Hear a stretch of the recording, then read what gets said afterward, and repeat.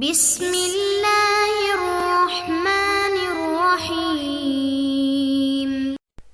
السلام علیکم ورحمۃ اللہ وبرکاتہ۔ عزیز طلباء، امید ہے کہ آپ خیریت سے ہوں گے۔ آج ہم قافیہ کا سبق نمبر 69 پڑھ رہے ہیں، جس کے اندر ہم حال کا بیان پڑھیں گے۔ چلتے ہیں اپنے سبق کی جانب۔ بسم اللہ الرحمن الرحیم۔ الحال ما يبين هيئة الفاعل أو المفعول به لفظا أو معنى، نحو ضربت زيدا قائما وزيد في الدار قائما، وهذا زيد قائما وعاملها الفعل أو شبهه أو معناه۔ ترجمہ دیکھ لیتے ہیں۔ الحال ما يبين هيئة الفاعل أو المفعول به لفظا أو معنى۔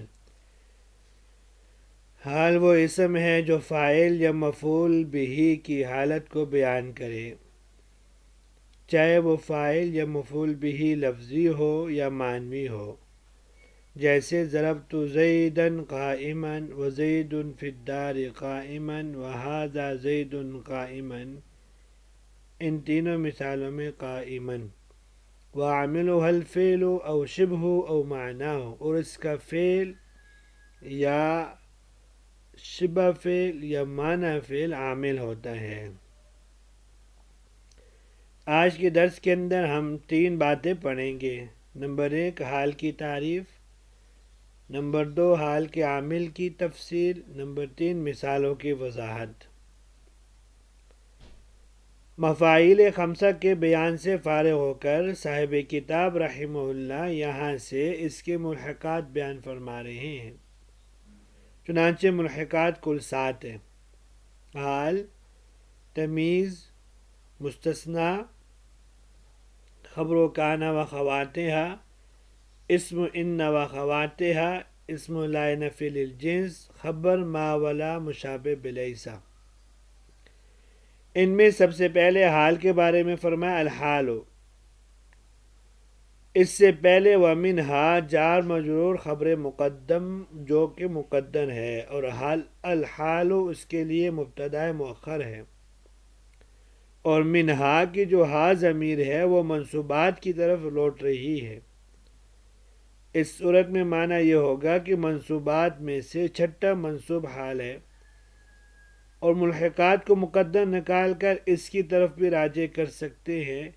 اس صورت میں معنی یہ ہوگا کہ ملحقات میں سب سے پہلا والا حال ہے۔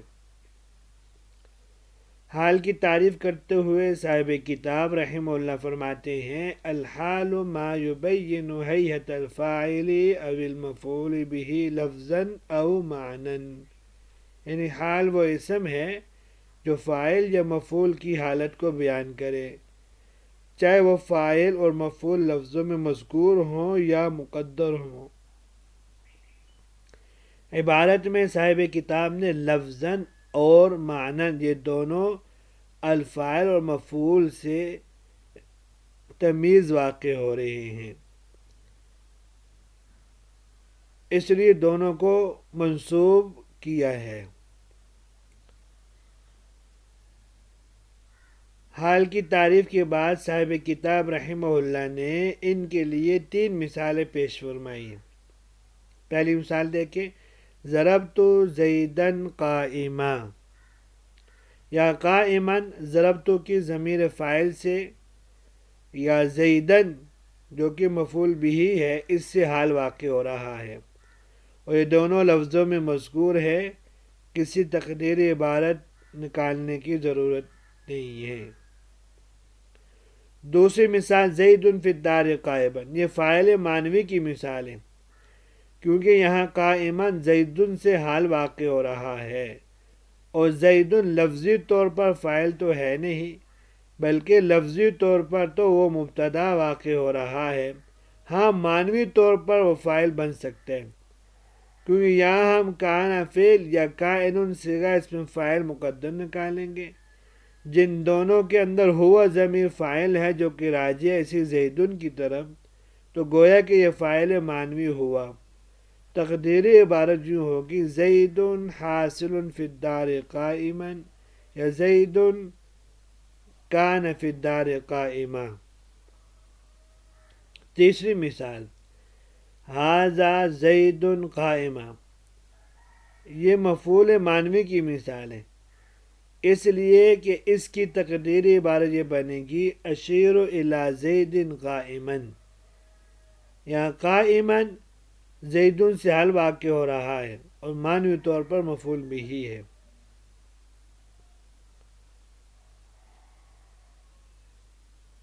صاحب کتاب رحمہ اللہ نے جو حال کی تعریف بیان فرمائی ہے اس میں کافی تکلفات کرنا پڑتے ہیں۔ آخری دو مثالوں میں آپ نے اندازہ لگایا، جبکہ اس کے مقابلے میں جمہور علماء نحو نے جو تعریف بیان فرمائی ہے وہ بالکل بے غبار قسم کی تعریف ہے، اور اس میں لفظاً اور معناً کی قیدیں بھی لگانے کی ضرورت نہیں پڑتی، اور مذکورہ مثالیں بھی فوری طور پر سمجھ میں آ جاتی ہیں۔ تو ان کی ہاں حال کی تعریف یہ کہ حال وہ اسم یا جملہ ہے جو فاعل، مفعول، مبتدا، خبر اور جار مجرور میں سے کسی ایک کی حالت کو بیان کرے۔ اب اس تعریف کو جو جمہور علماء نحو نے کی ہے تو آپ دیکھیے ضربت زیدا قائما میں فاعل یا مفعول کی حالت بیان ہو رہی ہے، اور زید فی الدار قائما میں مبتدا کی حالت بیان ہو رہی ہے، ھذا زید قائما میں خبر کی حالت بیان ہو رہی ہے۔ اب دیکھیے عبارت بالا میں الحال معرف ہے، ماں سے لے کر لفظاً اور معنی تک پوری عبارت اس کی تعریف ہے۔ پھر اس تعریف میں ماں جنس ہے جس میں سارے منصوبات شامل ہو رہے تھے، لیکن ہیئت فصل اول لگا کر تمیز کو خارج کر دیا، اس لیے کہ تمیز کسی چیز کی حیت کو نہیں بلکہ اس کی ذات کو بیان کرتی ہے، جیسے عندی 20 درہمن، یہاں درہمن نے 20 کی ذات کو بیان کیا ہے۔ الفاعل والمفعول کی قید لگا کر باقی منصوبات کو خارج کر دیا۔ وعاملها الفعل او شبہ او معنی، صاحب کتاب رحمہ اللہ اس عبارت میں حال کے عامل کی 3 صورتیں بیان فرما رہے ہیں۔ پہلی صورت الفعل، فرمایا یا تو حال کا عامل فعل لفظی ہوگا، جیسے پہلی مثال میں ضربت زیدا قائما میں ضربت فعل لفظی ہے، قائما میں عمل کر رہا ہے۔ دوسری صورت او شبہ ہو، یا اس کا عامل شبہ فعل کی صورت میں ہوگا، جیسے کہ دوسری مثال ہے زید فی الدار قائما میں زید حصل فی الدار یا زید کائن فی الدار قائما تھا۔ کائن جو شبہ فعل ہے یہ قائما حال میں عمل کر رہا ہے۔ یہاں یہ بات یاد رکھیے کہ شبہ فعل 6 چیزوں کو کہتے ہیں۔ نمبر 1 اسم فاعل، نمبر 2 اسم مفعول، نمبر 3 صفت مشبہہ، نمبر 4 اسم تفضیل، نمبر 5 مصدر، نمبر 6 اسم فعل۔ او معنی ہو، یہ تیسری صورت بیان فرما رہی ہے کہ حال کا عامل فعل معنوی کی صورت میں بھی ہو سکتا ہے، جیسے تیسری مثال ہے ھذا زید قائما۔ اس جملے میں لفظی طور پر فعل تو کوئی نہیں، البتہ ھذا اسم اشارہ سے معنوی طور پر اشیر فعل ہم نے نکالا، اور وہی فعل قائما حال میں عمل کر رہا ہے۔ یہاں یہ بات یاد رکھیں، جب صاحب کتاب رحمہ اللہ نے یہ فرمایا کہ حال وہ ہوتا ہے جو فاعل یا مفعول بہ کی حالت کو بیان کرے، تو اس میں یہ بھی شامل ہے کہ دونوں کی حالت کو بیان کرے، جیسے لقیت زیدن راکبین، راکبین فاعل اور مفعول بھی دونوں سے حال واقع ہو رہا ہے، اور پھر فاعل اور مفعول بھی سے عام مراد ہے، خواہ وہ فاعل اور مفعول حقیقی ہو یا حکمی ہو۔ مفعول معہ، مفعول مطلق، مفعول بھی حکمن، یہ مفعول بھی ہوتے ہیں، اس لیے ان سے واقع ہونے والا حال بھی فاعل یا مفعول بھی حکمن واقع ہوتا ہے۔ اب جو حال مضاف الیہ سے واقع ہوتا ہے تو اس میں دو صورتیں ہیں۔ ایک صورت یہ ہے کہ مضاف الیہ ایسا ہو کہ اگر اس کو مضاف کی جگہ رکھے تو معنی میں خرابی نہ آئے، جیسے وَاتَّبِعُوا مِلَّةَ إِبْرَاهِيمَ حَنِيفًا، حنیفاً حال ہے ابراہیم سے، جو کہ مضاف الیہ ہے ملت کا، اور ملت مفعول بھی ہے اتبعو کا۔ اس صورت میں اگر ابراہیم کو اس کے مضاف ملت کی جگہ بھی رکھے تو معنی میں کوئی خرابی لازم نہیں آتی۔ جب مضاف الیہ کو مضاف کے قائم مقام کر دیا تو یہ حال مفعول بھی سے ہی ہے جس کے قائم مقام مضاف الیہ کو کیا گیا ہے۔ دوسری صورت یہ ہے کہ اگر مضاف الیہ کو مضاف کی جگہ رکھے تو معنی میں خرابی لازم آتی ہو اور مضاف الیہ کا تعلق کل اور جز والا ہو، جیسے ان دابر ہؤلاء مقطوع مصبحین، اس میں مصبحین حال ہے اور دابر مضاف اور ہؤلاء مضاف الیہ۔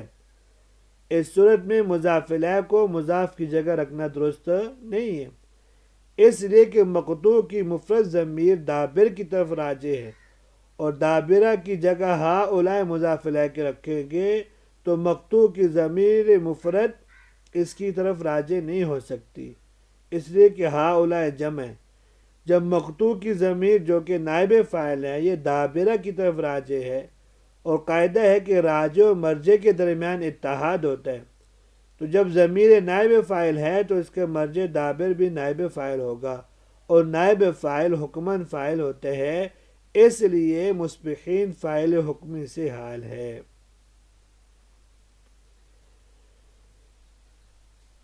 اب جب عامل کی بات آئی تو عامل میں معنی ہو کہا۔